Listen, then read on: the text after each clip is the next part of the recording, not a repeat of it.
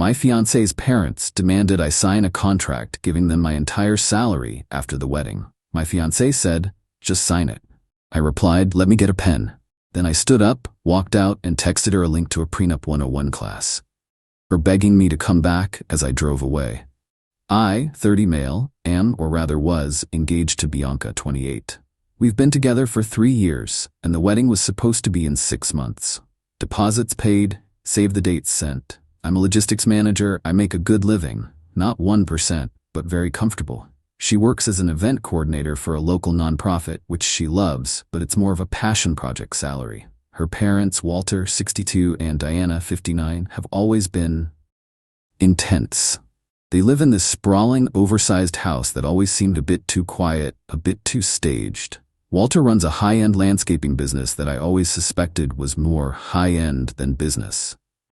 Diana is a professional community organizer, which seems to involve hosting luncheons and criticizing other people's hydrangeas. They've always treated me with a sort of polite suspicion, like I was a horse they were inspecting before purchase. Last night, they invited me over for dinner. "Just us, Alex. We need to discuss some of the final wedding details." I walked in, and the vibe was off. It felt less like a dinner and more like an ambush. We ate a very dry roast chicken. Then, as I was nursing a glass of wine, Walter cleared his throat. "Alex, we're so glad you're joining the family," he started, all magnanimous. "And because we're joining our families, it's important we merge our assets for efficiency." Diana smiled, that bright, tight smile that never reaches her eyes. "It's about security, darling. We just want to ensure Bianca is secure." Walter slid a heavy, leather-bound document across the antique dining table. It thudded in front of me. It was not a prenup. It was titled Family Financial Covenant. I opened it. My blood didn't just run cold. It evaporated. It was a contract. 6 pages of dense, legal-ish jargon. But the gist was this. My entire post-tax salary, effective the day of the wedding, was to be direct deposited into a new family management account. This account would be controlled by Walter as the primary financial manager. I would be allocated a personal stipend of $1,000 a month for my expenses, gas, lunches, clothes, etc. Bianca's salary, all $32,000 of it, was to remain in her personal account for her personal discretionary spending. All major financial decisions, investments, savings, my car payments, my student loans, would be managed by Walter. I physically felt the room tilt. This was financial slavery. I started to laugh. I couldn't help it. It was just so absurd. "Walter, Diana, this is hilarious. You almost got me. Where'd you get this printed? A joke shop?" Walter's face hardened. "We do not joke about finances, Alex." You're serious?" I looked at Bianca. She was meticulously studying her fork, not looking at me. "Bianca, you've seen this?" She gave a tiny, almost imperceptible nod, still staring at the fork. "You want me to sign over my entire paycheck to your father? You want me to get an allowance?" Diana chimed in, her voice dripping with fake sympathy. "Alex, don't be difficult. It's just a formality. Walter is wonderful with money. He's managed our family's portfolio for decades. His portfolio being the failing landscaping business he was clearly trying to prop up with my income." "My paycheck," I said, my voice dangerously calm, "is not part of your portfolio." I looked at Bianca. She finally looked up, and her eyes weren't apologetic. They were annoyed. "Alex, oh my God," she sighed like I was the one being unreasonable. "It's not a big deal. It's just so everything is organized. It's just procedure. My parents have done so much for us with the wedding." "The wedding," I said, "that I am paying 80% of. This is insanity, Bianca. You're okay with this?" She threw her hands up. "It's what's best for the family. You're supposed to provide. God, stop making this a thing." Then she said the words that ended my life as I knew it. "Just sign it, Alex, please, for me. Just sign it." The room went silent. I looked at Walter, smirking. At Diana, looking at me like I was a stubborn toddler. At Bianca, my fiancée who had just tried to sell me into bondage for what, a lifetime supply of new shoes? I smiled. A big, wide, friendly smile. "You know what, B? You're right. It's not a big deal. Silly me, making a thing." They all visibly relaxed. Walter leaned back, triumphant. "Let me get a pen," I said, standing up. "Wonderful, son." Walter boomed. "I knew you'd understand," Bianca said, smiling with relief. I patted my jacket pocket. "Ah, shoot. I must have left my good pen in the car." Be right back. I walked out of the dining room. I walked down their marble-floored hallway. I grabbed my jacket and my keys from the hook. I opened their heavy front door. Alex, where are you going? Bianca called from the dining room, her voice laced with confusion. To get a pen, I called back. I walked out the front door. I walked down their perfectly manicured stone path.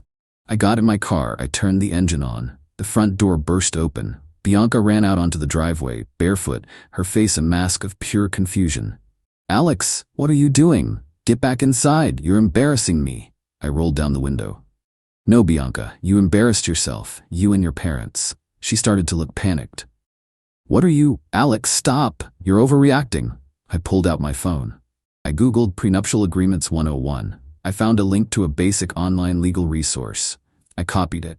I texted it to her. You might need this. Alex, don't you dare, she shrieked, starting to cry as she realized what was happening. You can't leave. Come back. We can talk about the stipend. I put the car in reverse. Tell your dad his covenant has a breach. Goodbye, Bianca. I backed out of the driveway, her screaming my name, begging me to come back. It was the most satisfying and most heartbreaking sound I've ever heard. I drove home. My hands were shaking, not from fear, from rage, and a weird, cold clarity. She wasn't my partner. She was their asset scout. I got to my apartment. Thank God we never moved in together. I always insisted on keeping my place. I sat down and I got to work. First call. My credit card company. Bianca was an authorized user on my primary card, the one she'd been using for wedding incidentals. Revoked, effective immediately. Second call. The venue. I'd put down the $10,000 deposit. I knew it was non-refundable. I called and canceled. Personal reasons, I said. The engagement is off, irreconcilably. I ate the $10. It hurt, but it was a hell of a lot cheaper than my entire future. Third call. The caterer. Another $5,000 deposit. Gone. Fourth task. The honeymoon fund. This was our artifact. We had a joint high-yield savings account just for the trip. I'd been auto-depositing $1,500 a month for 10 months. Total, I'd put in $15,000. She'd put in. I checked the statements. $500. I transferred my $15,000 to a new private account. I then Venmo'd her $500. The caption, honeymoon fund contribution. Then I closed the joint account. Last, I looked at the box on my dresser. The ring. $20,000. Paid for by me on my credit card, 0% APR. I'm a logistics guy. I like efficiency. It's a conditional gift. The condition just exploded. This was going to be the hard part. Update 1. It's been a week. My life is a raging dumpster fire, but I'm the one holding the matches, so I feel. Okay? First, thank you for the comments. Validating to know that I'm not the crazy one. The 72 hours after I drove away were loud. My phone was a nuclear reactor of notifications. I didn't answer. I let them all go to voicemail. It was a beautiful, horrifying symphony of entitlement. Voicemail highlights. 14 missed calls. VM1. Alex, you're scaring me. You drove off. You're overreacting. Come back, please. We can talk, baby. We can make the stipend $1,500. Just come back. I just got an alert. You canceled the card? The one for the flowers. How dare you? My mom is having a panic attack. You turn that card back on right now, you bastard. Alex, I just called the venue. They said you canceled. You canceled the wedding without talking to me. How could you? That was our money, Alex. Our deposit. Spoiler, it was my money. Diana Sis calls. VM1. Alexander, you have caused my daughter and this family an incredible amount of distress. You humiliated her by walking out of our home. Walter is disappointed. You need to call us immediately and apologize so we can salvage this situation. You canceled the caterer. You lost that money. Are you insane? You owe us that money. You will pay for this. You will not ruin my daughter's wedding. Walter missed calls. VM1. Alex, you made a rash, emotional decision. You misunderstood a simple financial proposal. A sign of immaturity. Call me back. We can renegotiate your stipend. Don't be a fool and throw away a woman like Bianca. They were so focused on the money I lost in deposits, they didn't even grasp that I was saving all my future money. The delusion is staggering. Now for the revenge, or as I call it, consequence management. I had one last awful thing to do. The ring. I was not eating a $20,000 loss. It's a conditional gift, and the condition, marriage, was terminated by her and her family's attempted extortion. I sent her one simple text. Bianca, the engagement is over. I will be at your office at 5 p.m. on Friday to collect the ring. If it is not returned to me at that time, I will file a police report for theft and a civil suit for its full value. I got a flurry of call me texts. I ignored them. Friday at 5 p.m., I stood on the sidewalk outside the nonprofit she works at. She came out, eyes puffy, looking wrecked. Good. Alex, she whispered, you're not even going to talk to me? The ring, Bianca? My voice sounded like gravel. Please don't do this. I love you. The ring. She started to cry. I don't have it. My stomach clenched. What do you mean you don't have it? I gave it to my mom for safekeeping. After you know. So call her. Tell her to bring it here. She can't, Bianca sobbed. She said it's a non-refundable deposit for my pain and suffering. I actually laughed, a short, bark-like laugh. Pain and suffering? For what? For being an accomplice in your parents' plan to steal my salary? It wasn't stealing. It was family, she shrieked, right there on the sidewalk. You are ruining my life. My friends all bought their dresses. The venue? You canceled the venue? I thought that was a joke. You just realized that. You can't do this. I'm suing you for the wedding costs. You owe me. Sue me for what, Bianca? The $15,000 in deposits I paid? Go for it. Now for the last time, give me the ring or I'm calling the police right now.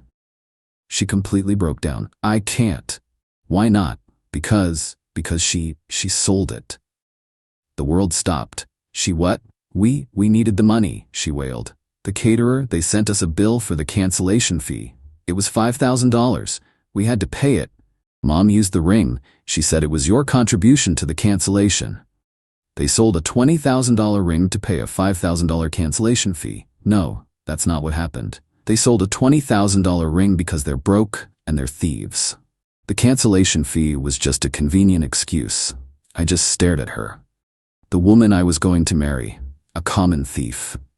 Okay, I said, pulling out my phone. What are you doing? I'm filing the police report and a civil suit against you, your mother, and your father for the full value of the ring. You just admitted to converting my property. No, Alex, wait, please, I'll get it back. I'll get the money. Please don't do this. She actually grabbed my arm. I shook it off. Get the money for the judge, Bianca. I turned and walked away, her screaming, I love you. You're destroying my life at my back. I'm now out $15 in deposits and a $20 ring. This is no longer about a broken heart. It's about recovery. My lawyer is thrilled. Final update. It's been 4 months. Welcome to the thrilling conclusion of my financial and romantic nightmare. The legal battle was, in a word, disgusting. As promised, I filed a civil suit for the $20,000 value of the ring. I named Bianca, Walter, and Diana as co-defendants. Filing the police report was a process. The first cop I spoke to gave me the "it's a civil matter, sir" brush off. I came back with my lawyer. She's your fiancée, sir. My lawyer? She was. And she admitted in a verbal statement to my client that she took the conditional gift, gave it to her mother, who then sold it without my client's permission to, and I quote, pay a cancellation fee. That is textbook theft by conversion. We are here to make a record of that admission. They finally took the report. It was a he said, she said, but it was on record. That report was critical. Now, the dirty trick. The entitlement didn't just escalate, it went scorched earth. Walter, Diana, and Bianca lawyered up with some relative who looked like he moonlighted as a personal injury ambulance chaser. Their defense was art. They claimed the ring was an irrevocable gift. I had verbally agreed to the family financial covenant and then backed out in bad faith. They, and I am not joking, countersued me. They were countersuing for $50,000 for the entire cost of the wedding that I had mostly paid for, and $100,000 for Bianca's emotional distress and public humiliation. They were suing me for $150,000 because I refused to become their indentured servant. I was stressed. I was paying my lawyer. This was not the clean getaway I'd hoped for. But here's the thing about being a logistics manager. I am a maniac for records. I didn't just have my feelings, I had data. I had The original $20,000 ring receipt, in my name, paid for my bank account. The bank statements for all $15,000 of the deposits, paid for my account. The Venmo transaction for the $500 honeymoon fund contribution. And my lawyer's favorite part, the voicemails. All of them. Saved, backed up, and transcribed. We ended up in a court-ordered mediation. The mediator, a no-nonsense woman named Mrs. Gable, looked like she'd rather be anywhere else. Walter and his lawyer blustered. Mr. My last name is unstable. He fled a family dinner. He backed out of a handshake deal. Diana was in full bereaved mother mode. He broke my baby's heart. She can't sleep. She's lost so much weight. He humiliated her. Bianca just sat there, sullen, staring at me with dead eyes. He owes us. He ruined everything. My lawyer, a shark named Helen, just smiled. Helen, Mrs. Gable, my client has a slightly different recollection. You claim he verbally agreed to this contract? Walter, absolutely. He said, you're right, it's not a big deal. A clear verbal contract. Helen, interesting. Then why? She said, pulling out a tablet. Did your daughter text my client after he supposedly agreed? Just sign it. Stop making this a thing. She played the text-to-speech. Bianca sank lower in her chair. Helen, and Mr. Walter, if he agreed, why did you leave him this voicemail after he left? She played Walter's voicemail. The audio was crystal clear. Call me back. We can renegotiate your stipend. Walter's face went from smug to the color of putty. So he agreed, but you still needed to negotiate the stipend after he left? Curious. Now, about this countersuit. You're suing for $150,000 in wedding costs and distress. But my client has receipts showing he paid the $15,000 in non-refundable deposits you're claiming as your loss. So you're suing him for money he paid because he refused your extortion and because you stole his ring. The mediator just looked at them. Ma'am, she said to Diana. You sold the ring? Diana, cornered, went on the offensive. It was my right. He humiliated my daughter. It was a non-refundable deposit for her pain. Thank you for that admission. Here is a copy of the police report where that action is listed as theft by conversion. Mrs. Gable, we are prepared to drop the civil suit if and only if the defendants are willing to face the felony criminal charges for selling $20,000 of stolen property. Check. Mate. Their lawyer started frantically whispering. Walter was sweating through his suit. Their $150,000 countersuit was dropped so fast it broke the sound barrier. The mediator looked at them. You are going to pay him for the ring, or I'm ending this mediation, and you can explain to a criminal judge why you sold an item you admit wasn't yours. To avoid felony charges, they agreed. They had to pay me the $20,000. And here's the best, most realistic part. They didn't have it. The landscaping business was, as I suspected, a house of cards. They were leveraged to the hilt to pay for that big, empty house. Last week, my lawyer received a cashier's check for $20,000. I found out from a mutual friend that Walter and Diana had to take out a high-interest second mortgage on their precious house to pay me. The family management account they were building to save their failing business cost them their home's equity. Let's do the math. I lost $15,000 in deposits. I paid my lawyer $8,000. Sharks ain't cheap. Total losses, $23,000. I got back $20,000. In the end, this victory cost me $3,000 and 4 months of my life. This is the real part. Revenge isn't profitable. It's just justice. I'm still in the red, but I'm free. I saw them in the parking lot after the mediation. Bianca ran up to me, her face blotchy and ugly. Are you happy now? She spat. Are you happy? You've ruined us. We're going to lose the house, all because of you. I looked at her, the woman I'd loved. No, Bianca, I said. I'm not happy, but I'm not your ATM. I didn't do this. You did. You saw that contract. You saw your future, and you said just sign it. You made your choice. She just stared at me, the words finally landing. I got in my car. I drove away. I'm single. I'm out $3,000. I have to start over, emotionally. But I have my salary, all of it, for the rest of my life, and that's a pretty good deal.